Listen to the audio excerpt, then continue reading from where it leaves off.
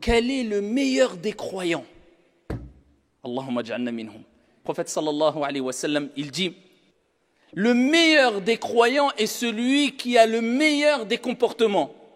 Intabih ya Abdallah, fais bien attention, il n'a pas dit celui qui prie le plus, celui qui a la plus longue barbe, celui qui jeûne le plus, celui qui donne le plus d'aumônes, la base, l'asl.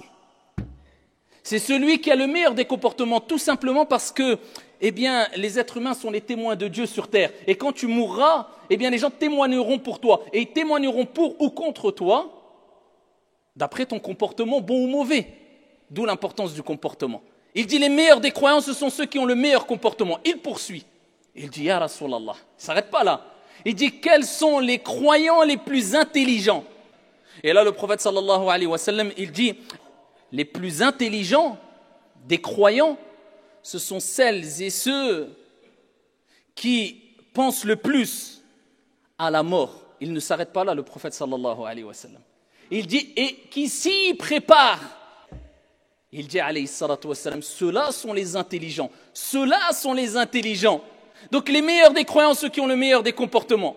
Et les plus intelligents, ceux qui pensent, qui évoquent, qui se rappellent le plus souvent de la mort et qui s'y préparent.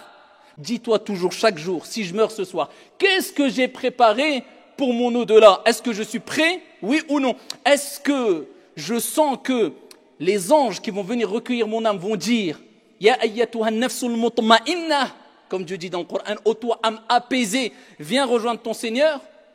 Ou ça va être le groupe d'anges qui est chargé de châtier certaines personnes qui vont venir et qui vont dire ô toi âme mauvaise, viens rejoindre la colère du divin de ton Seigneur? Tu poses cette question-là, tu as le temps de te préparer, d'ouvrir les yeux avant qu'il soit trop tard. Parce que quand tu fermeras tes yeux, tu les fermeras définitivement dans le sens où tu ne pourras plus faire de bonnes actions. Mais tu rendras tes comptes sur les bonnes et les mauvaises actions, ni plus ni moins. Donc dis-toi toujours, qu'est-ce que j'ai préparé pour mon au-delà? Et on implore Allah subhanahu wa ta'ala de nous accorder à toutes et à tous une fin heureuse.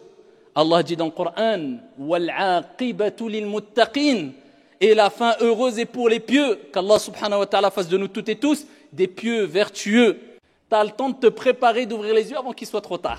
Parce que quand tu fermeras tes yeux, tu les fermeras définitivement dans le sens où tu ne pourras plus faire de bonnes actions.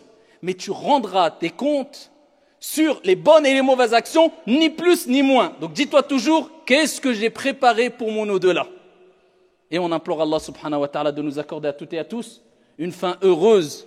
Allah dit dans le Coran, وَالْعَاقِبَةُ لِلْمُتَّقِينَ, et la fin heureuse est pour les pieux. Qu'Allah subhanahu wa ta'ala fasse de nous toutes et tous des pieux vertueux qui agissent avec une crainte révérentielle vis-à-vis de notre Seigneur tabaraka wa ta'ala. Amin ya rabbal alamin.